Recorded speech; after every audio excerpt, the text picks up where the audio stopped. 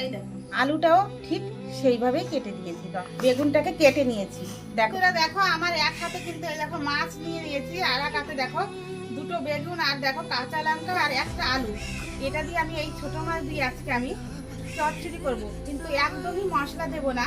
তো তোমরা আমার সাথে থাকো, দেখতে পাবা। শুকনো লঙ্কা আমি দিয়ে দেবো, কাঁচা লঙ্কা এক বাটি দিয়ে দেবো, আলু আর বেগুন দিয়ে দেবো,